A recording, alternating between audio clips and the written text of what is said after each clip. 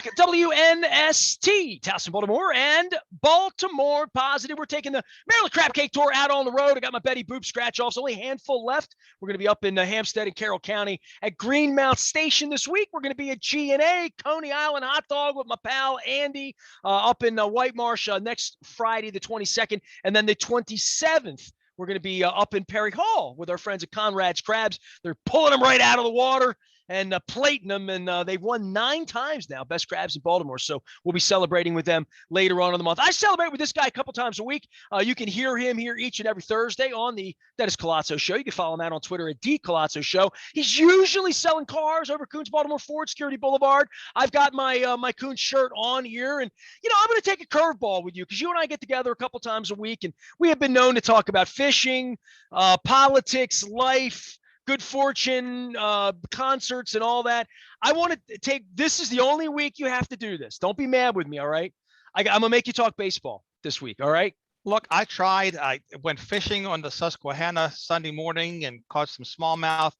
Tried to watch the Orioles Sunday afternoon. They were down 4-0, and I remember the Masters was going on, so I tuned in and watched the Masters. So that was basically my Sunday. How many Orioles can you name? And don't be ashamed. Don't be afraid. Okay. There's Means, right? The pitcher Means. There's Mancini. I know Mancini. Okay. Good.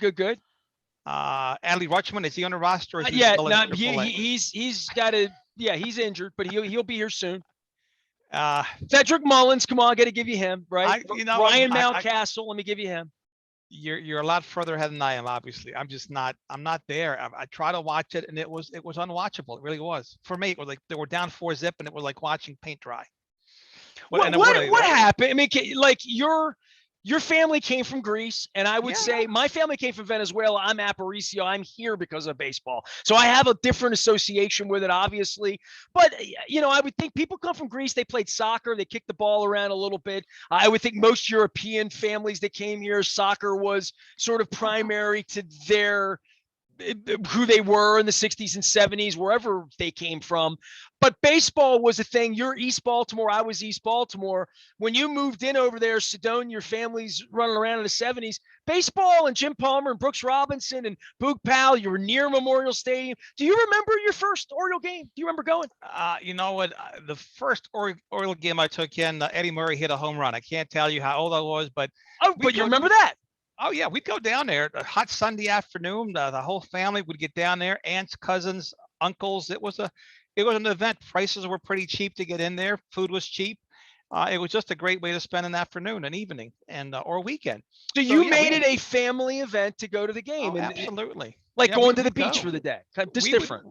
It was a big deal for us, right? We didn't have a lot of money, but it was a big deal for us. It was that in pro wrestling for us when we first came to the States, and football eventually. But my father, God rest his soul, he loved going to the stadium and watching the Eddie and the pitchers and whatnot, and Earl. It made him feel like he's a part of Baltimore, of America, right? It was a Baltimore thing to do. It was a very Baltimore thing to do. Everyone loved the Orioles. We played baseball as kids outside at the elementary school there, and that's what we did. And you pretended you were your favorite player, and Lee May or whoever it was, and I love that. It was a lot of fun. We lost Tommy Davis last week. He passed away. He was the first DH. And, I think of those 1974 Topps baseball cards. My affinity for it. And I used to, I think about it differently. I collected cards. I learned how to read by reading the sports page. All I ever wanted to do was be a sports writer and a sports columnist and, be in around baseball. And then thinking about the spring trainings back in the 90s when I first went on the radio, how proud I was that I had a press pass and that I would be at every game. I mean, they'd give me a press pass to go out there to talk about the team. I wanted to be there every night. I wanted to know the players. I wanted to get to know Ben McDonald and Rick Sutcliffe and Cheeto Martinez, and L. Rod Hendricks taught me baseball, and Dick Bosman and the late great Greg Biagini would sit at the batting cage and Rick down, and they would teach me about getting wrists out. And I would watch BJ Suroff just hit off of this tee down in Fort Lauderdale. I mean, I love baseball, and I'm with you, man. I don't know what this is, and certainly the team's terrible, so that's a different place. But I'm trying to figure out what's going to get me and my wife in the car down there, other than Dennis calling and saying, yeah, Mr. Coons bought a box and we're all doing Oriole night or whatever, and nobody even does that anymore. It really feels out of touch. I'm really worried about it. I'm worried when tickets are $12 on opening day and they can't find people that want to go down on a 65-degree opening day. Well, Ness, I don't have, I have a lot of friends, I have a lot of acquaintances, but my best friends, my circle is very small. Al Bunbury is one of my best friends, and he and I talk all the time. And Al is an ambassador for the club, and he's had his ups and downs with him and vice versa, but he loves baseball. He loves kids. He loves the stadium. He loves the organization. And uh, so I have a direct in with the Orioles that I choose to exercise in terms of tickets or a box or whatever. But I just haven't been in the mood the last several years, probably the last 5 or 6 years, to even go to the stadium. I'm trying to figure out what would make me in the mood. Like, if it were free to get a box in left field, and I'm sure it's empty, right? And they invited you and me and 30 of our people we like, just people I like, that Bill Cole from Cole Roofing, whom I love, who we try to get together, and we inevitably don't. We inevitably only really get a business coffee, and we see each other at this event, and we do the Zoom thing, and we get together. But like, finding that post-COVID thing that says, getting together with friends in something you would do, whatever it is that you would do, whether it's a concert at Merriweather, whether it's a festival in a park, whether it's going to the Preakness, whatever that thing is, that baseball used to be part of that glue, and it's fallen apart. And I don't know where that fabric is. And I guess opening day and opening week, and now that it's back and it's available again, and I don't live downtown anymore, so it's a completely different thought than I'm going to walk out of my house at 6:35 and grab a sausage on the way up or whatever, because I'm no longer ever going to do that in regard to the Orioles. It's going to become a planned activity for me if I'm going to do it. And I'm wondering what will get me back. And I really don't think it's going to be Adley Rutschman or the team or Mike Elias or John Angelos is going to reach out to me through some of his friends here in the community. I think what's going to be is friends are going to have tickets, or going to say, I'm going to say, I want to spend time with you. And then the question is going to be, why are we doing that? Why don't we just go get dinner? Why don't we just go get some Indian food and hang out? And that's the competition I have with it, is that no one lures me to baseball games. No, my friends don't go. On this, the last time I went, I'm going to tell you, it was 4th of July, 2015 or 2016. One of my best friends got a suite. That night they lost 2-0. There was a wonderful fireworks show after the game. I didn't see a single pitch. I spent the entire night talking to my friends with my back away from the stadium, just in the suite, just kind of hanging out. Right. Okay. Having the finger food, having the drinks, enjoying the camaraderie with my friends and whatnot. But I didn't watch a single pitch. The team lost 2-0. The fireworks, I went outside to watch the fireworks afterwards. But that's the last memory I've had of going to an Orioles baseball game. And that's what it would take again for me to go. It would be a social type of a thing until they put a better product on the field. Give me something that was in the later years of Buck's era where the team was competitive. I'll watch that, but I'm not going to watch. It's hard to expect people to watch a non-competitive product.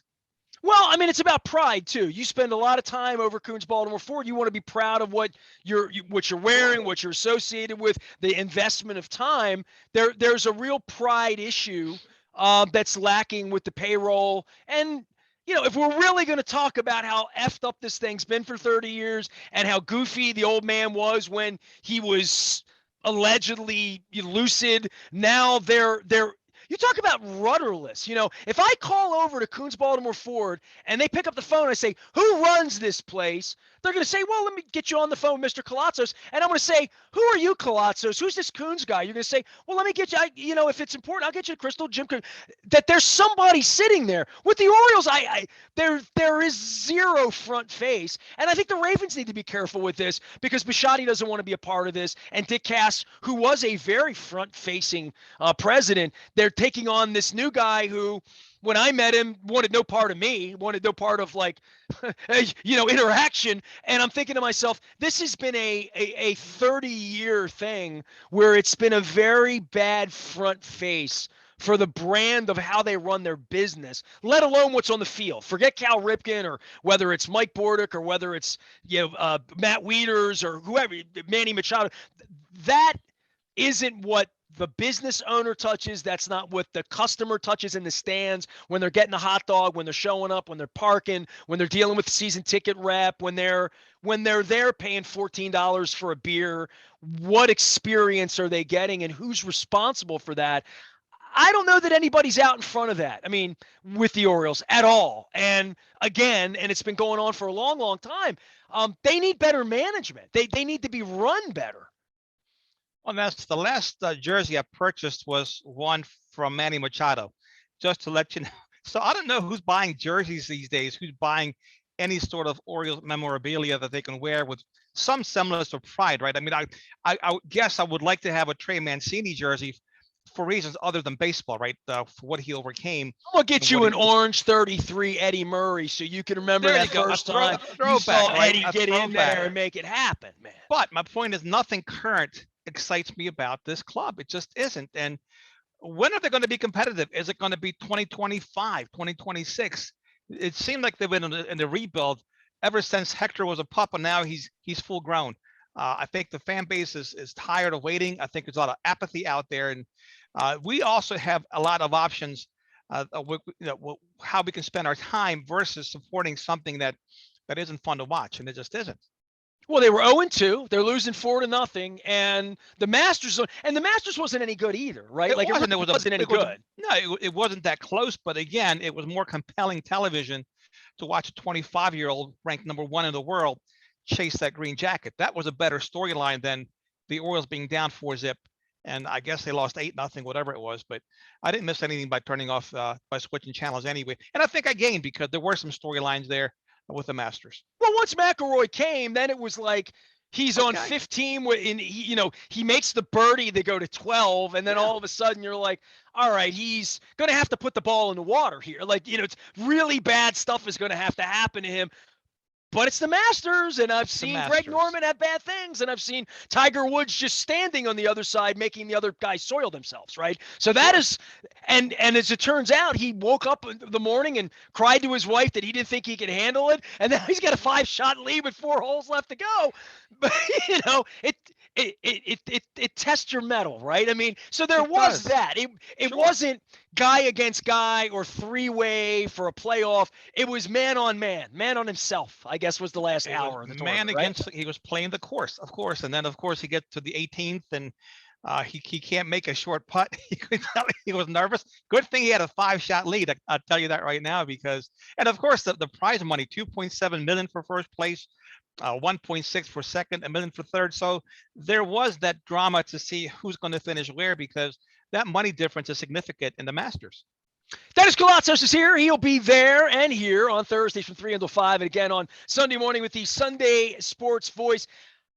Look, I started the same thing with you, with Raskin, with everybody this week. I'm going to do baseball because this is the one week where I'm allowed to do it, where I can bring it up before they're already in last place. But is there anything else you have on baseball, or do you just want to go to football now? Yeah, just football, because there's some good stories there, some sad stories there, of course, with the young man Dwayne Haskins passing away, Pittsburgh Steeler, and there's great news for the Ravens that they got Calais Campbell back, who Walter Payton Man of the Year. So football is a gift that keeps on giving, as we've always said, in a number of ways. Well, a couple weeks out, and this is the time of year. Talk about the NFL got my clock together. It literally over the weekend was like April 8th or April 9th. I'm like, well, schedule might be coming out this week. I better check, right? Because that kind of, even though Chad Steele doesn't understand this, I live my whole life on the football clock waiting for the schedule for all of the weekends. Don't have any bar mitzvahs or anything crazy. Don't go get married on the third weekend of October like Kevin Eck did 30 years ago. But when the schedule comes out, that's a big thing for me. And I Googled it all up, and I'm like, it's not coming out till May. They've now decided that this is the COVID thing. The last couple of years, it's come out a little later. I don't know if the Ravens are playing in Munich against the Tampa Bay Bucks. We're not going to know until May now, right? I hope not. I hope they play Tampa Bay in Tampa Bay in December or November at a minimum. Love to go see Tom Brady again, and what a compelling story that's been with Brady, and he was almost part owner of the Dolphins, but the Tom Flores lawsuit messed that up, and Bruce Arians had to step down, and Tom had a meeting with the Glazer family at a Manchester United match. I mean, this stuff is the stuff of fantasy, right? But it's true. Well, It's real. there'll be a book. Somebody's documenting all of this stuff. Tom gets his way. There's no doubt about that. He is Tom Brady, and he is. I think he's going to be playing for a while, Ness. He's going to own a franchise at some point. He wants that ownership group, and he had a foot in the door with that Michigan alumni, Stephen Ross, and it didn't quite work out. But the interest is there, so I don't think that's going to go away anytime soon. I do expect to see him with the Dolphins at some point. I think they'll pick up that story probably next year. Who needs the Orioles when you can follow the offseason to see whether Dan Snyder's going to go to jail or get thrown out of the league? That's much more compelling than anything the Orioles are going to do the next 160 days. It really is. It really, really is. And of course, we have the draft coming up. And you're right. I mean, the Dan Snyder story is potentially explosive depending on what comes out of it. But it's a lot of fun to watch the league. All right, draft coming up. Dennis will be here on Thursday and again on Sunday morning. You can find him from 3 until 5. You can always find him out on the Twitter thing at D Koulatsos Show, and always available. The phone rings on his hip over Coonsford and Security Boulevard, and I'll be over to visit with you soon. Take care of yourself. Have a good week. We'll check in on Thursday, okay? You as well. Thanks so much. All right. Baseball on my mind a little bit. I'm picking the brains of folks out there who used to love baseball, who seemingly had other plans on Monday afternoon than $12 tickets on a 60-degree day. So much for the rites of spring. I am Nestor. We are WNST, AM 1570, Towson, Baltimore, and we never stop talking Oriole baseball and Baltimore positive.